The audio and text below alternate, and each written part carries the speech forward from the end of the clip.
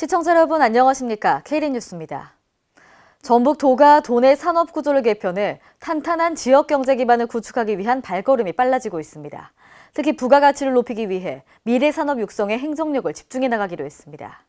송하진 도지사는 지난 10일 기자간담회에서 앞으로 풀어나가야 할 첫 번째 과제로 산업 구조 고도화와 지역 경제 활성화라는 점을 제시했습니다.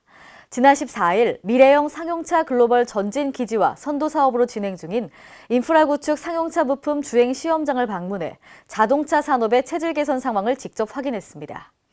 군산시 옥구읍에 들어설 상용차 부품 주행 시험장은 내구성 평가 등을 위한 8개 시험로와 엔지니어링 센터 등이 함께 구축됩니다.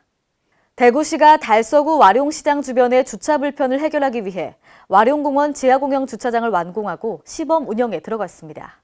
대구시는 도심진의 주차장 부지 확보가 어려운 점을 감안해 총 사업비 46억 원으로 와룡시장과 인접한 와룡공원 지하공간을 주차장으로 만들었습니다. 이번에 문을 연 지하주차장은 지하 1층 2,625제곱미터 규모로 조성됐으며 95대의 차량을 주차할 수 있습니다. 또 각종 편의시설을 갖췄으며 주차장 상부에는 공원시설을 새롭게 단장해 시민들을 위한 꽃길을 조성했습니다. 강원도는 지난 14일 도청에서 강원도 남북교류 협력 추진 제1차 전략회의를 개최했습니다. 이날 최문순 강원도지사 주재로 강원도 남북교류 협력 추진 과제에 대한 실행 계획을 마련했습니다. 우선 도는 최우선 10대 과제, 동해 북부선 연결, 금강산 관광 재개 등을 추진할 계획입니다. 또한 분야별 7대 35개 과제를 선정하고 쟁점 현안에 대한 해결 방안을 찾고 실질적인 로드맵을 마련할 계획입니다. 매해 5월 둘째 주 토요일은 세계 공정무역기구가 지정한 세계 공정무역의 날인데요. 지난 주말인 12일 서울 신촌과 해화동 일대에서도 2018 세계 공정무역의 날 페스티벌이 열렸습니다. 이번 페스티벌은 세계의 농부들 공정무역과 손잡다라는 이름으로 국내외 농부들의 화합과 연대의 시장이라는 주제에 걸맞게 진행됐습니다. 개막식도 이에 따라 세계 농부들이 함께 음식을 만드는 화려한 요리 세리머니가 펼쳐졌습니다. 생산품의 핵심 당사자인 농부, 요리사 등이 참여하는 도시영장터, 마르세와 손을 잡은 행사라는 것도 큰 특징입니다. 아울러 공정무역 관련 단체들은 판매뿐만 아니라 공정무역의 발전 과정과 작동 원리를 알려주는 교육과 체험 프로그램도 마련해 참여도를 높였습니다. 경기 북부 지역 외상 환자의 골든아워를 사수할 경기 북부 권역외상센터가 지난 11일 가톨릭대학교 의정부 성모병원에서 개소식을 열고 본격적인 운영에 들어갔습니다. 권역외상센터는 중증 외상 환자에게 365일 24시간 즉시 응급수술과 최적의 치료를 제공할 수 있는 장비와 인력 등을 갖춘 전문 치료시설입니다. 이에 보건복지부는 지난 2014년 11월 가톨릭대학교 의정부 성모병원을 아주대병원에 이어 경기도의 두 번째 권역외상센터 설치 지원 대상 의료기관으로 선정했습니다. 백제 부흥운동 최후 거점성인 부안 우금산성의 난문지 유적이 확인됐습니다. 홍재희 기자입니다. 백제가 패망한 뒤 부흥운동이 일어났던 최후 거점성으로 알려진 전북 부안 우금산성 난문지와 난문지에 인접한 성벽 구조가 확인됐습니다.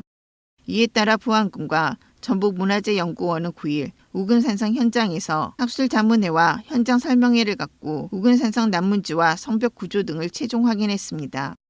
발굴 조사를 실시한 우금산성의 추정 난문지는 V자형 계곡의 서쪽에 연접해 위치하고 있으며 동편으로는 성내계곡부 유수가 합류해 남쪽으로 흐르는 주 계곡 위에 위치합니다. 이곳은 산성 내에서 지형이 가장 낮은 계곡부에 마련돼 성 내부로 출입이 가장 용이한 곳에 축조돼 정문의 기능을 하였을 것으로 추정, 성내 주요 시설이 있던 건물 대지와도 가까운 거리에 위치합니다. 난문지는 거의 붕괴돼 본래의 모습을 찾아볼 수 없지만 문지 통로부 형태는 확인된 초석을 기준으로 볼 때 장방형으로 추정됩니다. 파괴가 좀 심해서 정확히 밝혀지지는 않았지만 그렇더라도 성문의 측벽 규모라든가 측벽 2칸 그리고 정문은 3칸으로 추정이 됩니다만은 많이 파괴가 된 것 같습니다. 통로부 규모는 조사구역 북쪽에서 확인된 초석과 남성벽 외벽을 기준으로 보면 추정 길이 780cm, 주초석간을 기준으로 한 추정 너비는 480cm입니다. 남성벽은 모래흙과 풍화토를 깐 후 길게 깬 돌을 이용하여 바른친 쌓기 축조, 외면은 고르지 않으며 난문지 바깥쪽 박석시설 규모는 잔존 길이 490cm, 잔존 너비 280cm 정도입니다. 이번 조사를 통해 우금산성읍 문지 축조 방법과 성벽의 구조를 확인할 수 있어 앞으로 보건 정비 사업에 중요한 자료가 될 것으로 기대합니다. K랜 홍재입니다. 지방선거가 한 달도 채 남지 않은 가운데 위기의 군산 경제를 살리려는 군산시장 예비 후보들의 발걸음이 빨라지고 있습니다. 김경모 기자가 취재했습니다. 전북 군산시의 경제를 우려하는 목소리가 높아지자 시장 예비 후보들의 발걸음도 빨라지고 있습니다.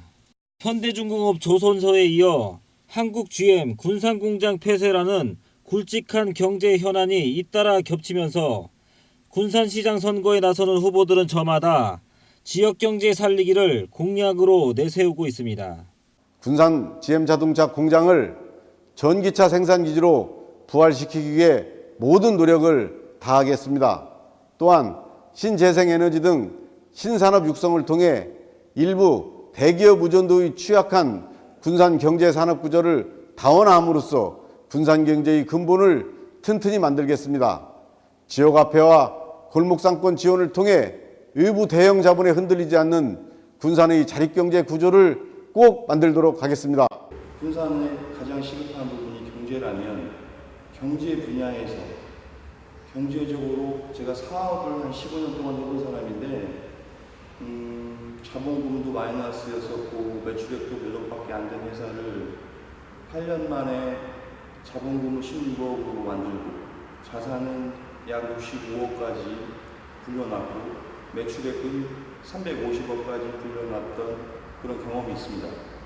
이런 경험이 있는 경제 분야에 경험이 있는 사람이 지금 현 군산 시황에는 군산 실정에는 맞는 그런 사람이라고 저는 생각하고 나이도 제가 좀 젊은 편이고 하니까 젊은 사람이 열심히 뛰어서 제가 지금까지 경험했던 것을 바탕으로 해가지고 침체된 군산 경기를, 군산 경제를, 군산 살림을 제가 직접 한번 해보고 싶은 게 제 출마의 변이고 제 생각입니다. 군산시의회에서 16년간 견제와 감시를 통해서 여러분들을 지켜줬고 또 여러분과 함께 시의장을 하면서 군산시 전반을 두루두루 거쳤다고 생각합니다. 그 이전에 대기업에서 13년을 근무하면서 기업의 특성도 잘 알고 있습니다. 이제 군산은 변화를 해야 됩니다. 우리 군산은 산업구조를 변화시켜야 됩니다. 무엇보다도 차세대 에너지원 R&D 센터를 구축해서 이제 근본적인 구조를 바꿔서 모든 시민들이 미래를 다시 예측하고 함께 노력해야 됩니다. 그래야 우리 군산을 찾아오는 군산을 만들고 미래에 우리 젊은이들한테 청사진을 내비칠 때 희망이 있는 것입니다. 이 밖에도 바른미래당을 나와 민주평화당의 새 둥지를 튼 박종서 예비후보도 민심 다지기에 나서고 있으며 4년 전 문동신 현재 시장에게 9포인트 차이로 시장직을 내줬던 서동석 무소속 예비후보가 재도전에 나섭니다. 조남종 무소속 예비후보와 윤정환 한반도 미래연합 예비후보도 시민들의 선택을 기다리고 있습니다. K랜 김경모입니다. 전북 익산시장 선거는 정헌율 민주평화당 현 시장과 민주당 김영배 후보의 맞대결이 펼쳐지고 있는데요. 그런데 정 후보가 적극적으로 공세를 펼치고 있는 반면 김 후보는 소극적인 방어를 취하고 있습니다. 홍재희 기자입니다. 전북 익산시 시장 선거는 정헌율 민주평화당 현 시장과 도의장을 역임한 민주당 김영배 후보의 맞대결이 펼쳐지고 있습니다. 익산시장 선거에서는 정 후보가 적극적인 예비 홍보물을 이용한 공약 공세를 펼치고 있는 반면 김 후보는 소극적인 방어 태세를 취하고 있어 방어자와 도전자가 뒤바뀐 형국입니다. 이를 두고 정책 대결이나 토론회를 통한 검증보다는 지역적 특성을 이용 정당 지도에 묻어가는 것 아니냐는 지적이 나오고 있습니다. 정헌율 예비후보는 청년들의 표심을 사로잡기 위한 4가지 자리 정책을 펼치고 있는 반면 맞수인 김영배 예비후보는 당청 익산시 삼각공조로 일자리 2만 개를 창출하겠다고 내세우고 있습니다. 정 후보는 취창업 일자리, 청년 창업 설자리, 주거복지 살자리, 청년문화 놀자리를 공약으로 제시해 청년 실업률 9.9%에 따른 청년들의 어려운 현실을 극복하겠다는 포부를 밝혔습니다. 청년 정책의 핵심은 일자리입니다. 먼저 청년 일자리 네트워크를 구성을 하고 청년 정책을 전담하는 부서를 시청에 설치를 해서 본격적으로 시가 추진을 하겠습니다. 취업을 한 청년들 대상으로는 자산 형성을 돕기 위해서 청년 통장 제도를 시행을 하겠습니다. 그리고 무엇보다도 중요한 것은 우리 청년들이 놀 공간이 없습니다. 그래서 우리 청년들이 스스로 놀이를 할 수 있는 공간을 만들기 위해서 구도심, 원도심 일대에 청년 문화촌을 만들겠습니다. 반면 김영배 예비 후보는 일자리 2만 개 창출과 지역 내 총생산 10조 원 달성을 공약으로 걸고 있지만 적극적인 행보는 오늘 24일 후보 등록 이후에나 시작할 계획입니다. K랜 홍재입니다. 오늘의 브리핑 뉴스입니다. 부산광역시가 지자체 최초로 고령자 교통안전 체험 교육을 실시하는 등 교통안전 교육을 강화키로 했습니다. 시는 교통안전 유관기관과 합동으로 찾아가는 고령자 교통안전 교육도 확대 실시하기로 했는데요. 관내 어린이 교통교육장인 초읍 어린이 교통안전교육장과 구포 어린이 교통공원의 유휴 시간을 활용합니다. 이에 지자체 최초로 고령자 교통안전 체험 교육을 시행합니다. 강원도 강릉시가 국회와 관계부처 등에 주택화재보험 의무가입 법제화를 건의했습니다. 현행법에 따르면 산불 피해 이재민에게는 주택전파 최대 900만 원, 반파는 450만 원을 지원하고 있으나 지원금이 많지 않아 갑작스런 재해로 인한 주택 등 복구에 어려움이 많은 실정인데요. 또 정작 보험 혜택이 꼭 필요한 취약계층의 주택화재보험 가입률은 현저히 낮은 상황입니다. 이에 최명희 강릉시장은 주택화재보험 의무가입이 법 제도적으로 지원된다면 큰 힘이 될 것이라고 밝혔습니다.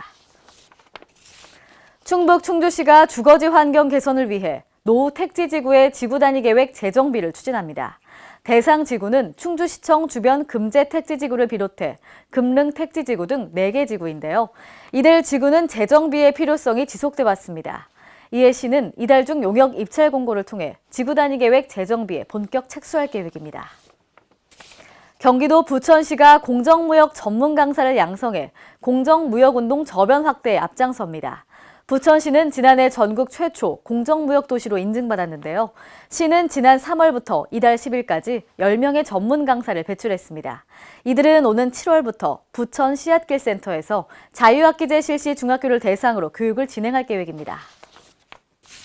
부산시가 오는 16일부터 시각장애인이 많이 거주하는 영구임대아파트 및 대형 병원 주변 12개 지역 약국에서 점자 복약지도 사업을 시범 실시합니다. 시는 시각장애인들의 치료 효과를 높이고 약물 오남용을 예방하고자 마련됐는데요. 사업 참여 약국은 시각장애인의 조제약 봉투에 복용 시간 및 복약 순서를 알리는 스티커를 부착합니다. 또 약 봉투에는 복용 시간과 첫 번째, 두 번째 복약 순서를 알리는 점자뿐만 아니라 돌출부호도 함께 표기해 복약 지도를 하기로 했습니다. 이상으로 K랜 뉴스를 마칩니다. 시청해주신 여러분 고맙습니다.